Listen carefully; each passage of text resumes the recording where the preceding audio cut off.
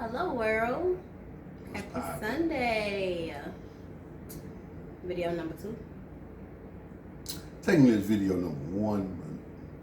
Well, the first video was the introduction of us and how we met, and we got kids, and we the Brady Bunch, and all this good jazz, and our background, and all that good stuff. So, on this good happy Sunday, we are having our first Family dinner. Sunday dinner. That part. That point. My mama and her boo, because my father is passed away, so he's not my father. Disclaimer. He's her boo, which is perfectly fine. And My mom and stepdad are showing up approximately about 20 minutes. Excuse me. And I'm kind of nervous. Let's just be honest. let the shenanigans begin. I'm kind of nervous due to some things that has transpired since the last time we talked to y'all. So between his mother and him and me and whatever else, so I'm kind of nervous because I know me. If my face don't see it, I'm sorry. If my mouth don't see it, my face would definitely see it. Shein, holla at your girls. It's all Shein outfit, by the way, y'all. So sponsorship, here I am. Take me as I am, or nothing at all. Have plenty of Shein products, but yeah, this is a Shein pink salmon lounge set. It's like a crop top, but your girl, you know. So anywho, but I'm trying to look as presentable as possible. You know, just want to be comfortable. But Shein, holla at me. Anywho, for the family dinner, I am cooking. Huh? Shameless play. Hey, I need my coin. I will love the sponsorship. I am cooking ribs, baked chicken, a vegetable medley, and macaroni and cheese. So I hope everybody enjoys what I cook. He enjoys my cooking. My mother and her boo enjoy my cooking. So And if they don't, the heck with them. Can't curse. It's my mom. I love her to death. She's overbearing. She's a bit of a butthole at times, but that's my mom, so we're going to take it with a grain of salt and keep it pushing. Because at the end of the day, she's not going to stop nothing that we got going on. That is correct. Also, I was because I am I don't know, I'm not a control freak for it's a household, but I'm super domestic. So it kind of like we just moved. Let me say that. Let me start there. We just moved, and so the house is not where I want it to be. Because we still want to have the blessing of the house. So we still want the pastor to come and bless the house, this and the other. So it's not up to par as where I want it to be. However, we have made a month in this place. So we did what we can do because moving is expensive. So of course we have to take care of all of that stuff, and now we can accent, we can do all the accents and the extras and decorate however we want. I definitely would love to put my touch on it. However, he's here. Fellas, let me explain something to you. You always have that one dude or a couple of partners or whatever. I run my house, bro. Only thing we run is bath water and shoes on our feet. That's all we run. Because at the end of the day, when your woman, your wife, your fiance, whoever she is to you, when she say do this, do that, I want this, I want that, guess what's finna happen? She finna get what she want. So I say all that to say when we first got presented, when we first moved or whatever, and she was like, I don't want it to be super girly and this, that, and the third. And I'm like, look, it's your house. You do what you want. Just tell me where you want something home. I'm 6'4". She's 4'11". Her hanging something, slim to none. So she telling me, you know, I just told her, wherever you want me to hang, just let me know. Whatever you want me to do, just let me know. As far as anything else, it's your house. Do what you want to do. And if people don't like your style, then heck with them. I'm a cusser. As a disclaimer, can't cuss. So, you know, it's just when your lady tells you, well, let me back it up. You know, I got partners that, I run my house. Okay. These women let you think that you run the house, but can any dude, put in the comments, can any dude that lives with a woman can tell me where 5 essential things that you need for your daily life, can tell me where they go without asking her? That's a challenge. I dare you. I can't. I know where the refrigerator is, and I know what's in it. Hell, how long we was here before I even do, I bought dishes. He did not know we had the dishes because I make his plate, and I'm domestic, so I make his plate. And on one side of the cabinet, he didn't even know it was full of dishes. He only know that one cabinet had dishes, but he didn't know the other cabinet had dishes. Whatever. But for decorating the house, I asked, you know, his favorite color, my favorite color. I try to put him in as much as possible. He's just that guy. You know, I've been in a situation where, you know, some guys are very hands-on with decorations, and they want to, you know, pick the painting and the vase and the rug and the this. And he's kind of like, I'm going to just hand you the card. And it's cool, and, you know, it's a lot of like, girl, yeah, he paying for it. It's fine. But I don't want him to come home and it's pinks and reds and greens and yellows, and he like, what the hell am I at? Like, I'm sure he's not gonna tell me I'm not sleeping on no pink sheets. If I'm in the bed, he gonna get on them pink sheets. However, I will not. I repeat, I will not wear pink. He's not gonna wear pink. That's just my personal preference. Personal preference. Nothing wrong with guys who wear pink. I'm not finna do it. And I'm not the pushy fiance to wear, babe, just try it, blah, blah, blah. Now any other color, I will, you know, let's just try it and see. It may look good on your dark skin because the melanin is popping. He got real good skin. But, let's turn the light down like boy, it's blinding me. But for the most part, we haven't gotten a house to what we want it to be again. And, you know, it's gonna take a moment or two, but I give it a month or two, and we'll be where we want to be at. On a more lighter note, let's give a life update. Life update of he had eye surgery, and y'all be patient. I look yellow because he's messing with the light. It's blinding me. He had eye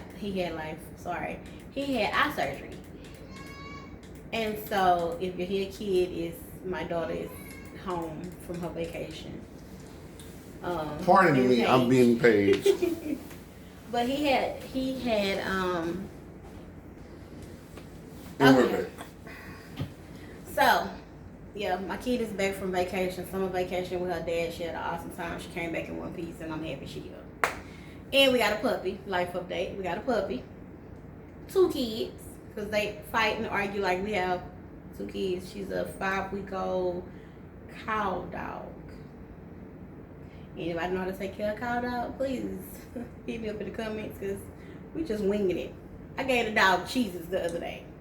She was begging. I had to drop her 2. I'm just saying. I mean, just like a kid, I give her, Clearly, I give her what she wants. We're not with the Parents of the Year award over here. But hey, they both alive. They both well. That's all that counts. Back to the eye surgery. He had eye surgery a week ago. 2 weeks ago. Amazing job. Shout out to the doctor's office. They were amazing. From the lobby being clean to the recovery room, outpatient recovery room was awesome. The nurses were awesome. put me at ease, definitely put him at ease. So we glad that's over. Until weird. And so he got in the car and I got you home. No. Put me at ease, weird. Look here, fella. I hate needles. Have tattoos. Have 3 of them. I hate needles with a passion. Stuck me in my vein. They won't stick me no more. Somebody I say cuss. big baby, please. I told you I come from a long line of cussers. Big baby. I hate needles with a passion. So, but in all now, I'll do it again, which coincidentally I have to do it. So. I have to do it again in a couple of more weeks. But for the most part, it was all good. Hey, if you have cataracts and it gets to the point to where it's nerve-wracking. Like when we were dating, before we got engaged, I would drive home late night. She would be a nervous wreck till I got home. Once I got home, then she's okay.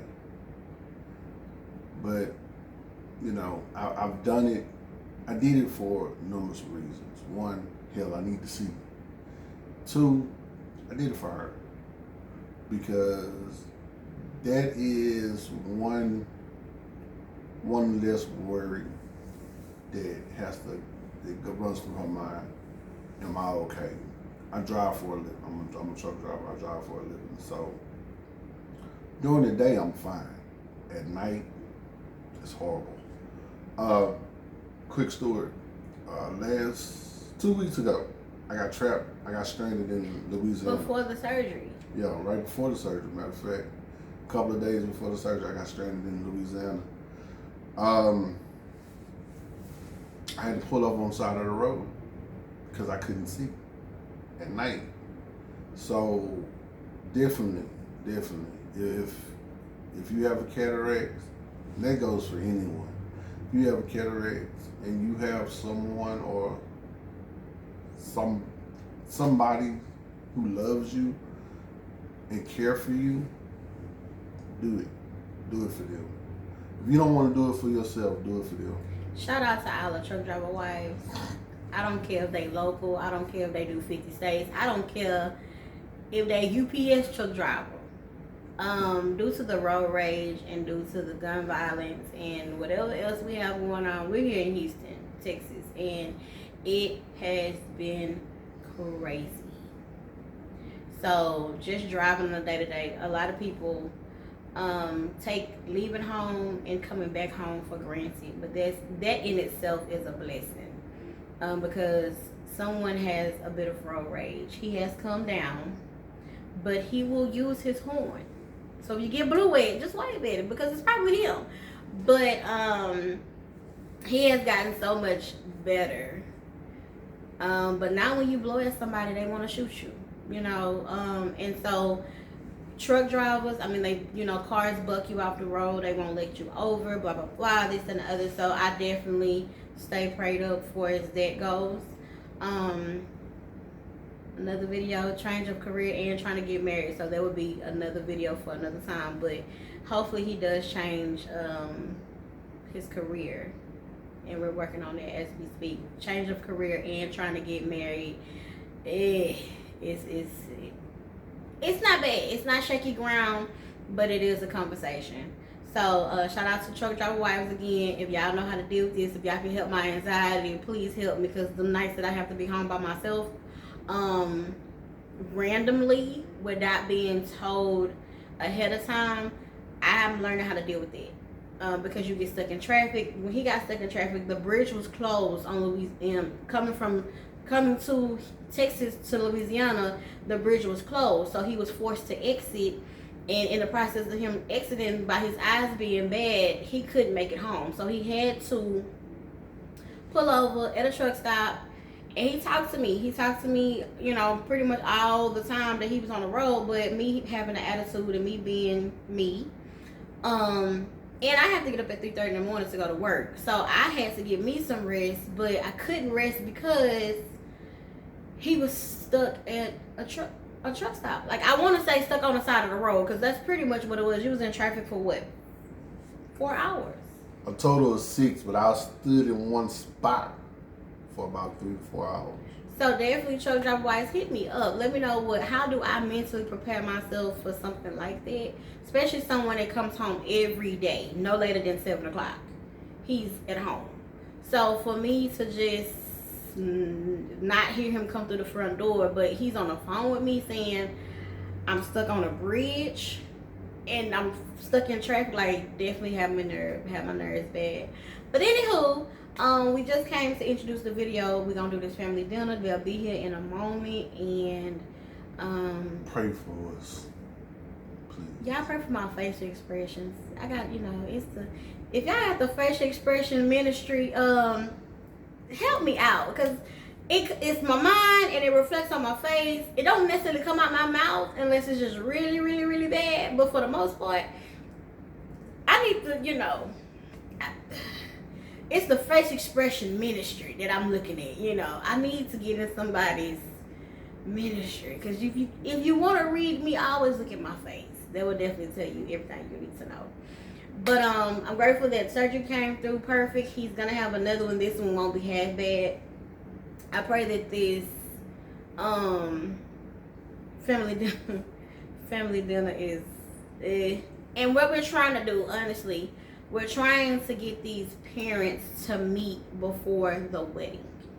We're trying to get them to mix and mingle before the wedding. We still have some details to brush up on and get squared away before we have changed our date, y'all. So we went from February the 2nd, now we at March the 10th. I promise we're not gonna change it no more. But we still have one more date if we need to. If we need to change it, we do have one more date. But for right now, March the 10th is our goal. March the 10th, 2022, I will be a Mrs. Crawford for real. So, we're trying to get these mothers, because it's never the dads. Let's just be honest. It's the mothers, and at the end of the day, the way we feel about the whole situation. If you do, you do. If you don't, you don't. But at least we tried. We're trying to blend this family as much as we can. We blend the kids, we blend the parents, and so it's these church mothers for me. Because both of our mothers are in the church. Both of them. My future mother-in-law, wonderful lady, love her to death. Use your words. She will be watching this, so let's use our words. She's a very unique lady. She's a Leo.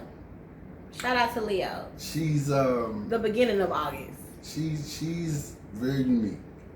She's very headstrong. Don't mind giving you her opinion at all. My mother, same way. Very headstrong. Don't mind giving you her opinion. Birthday? November 16th. Shout out to November babies. Scorpios. Scorpio. Yay. The problem that I'm having is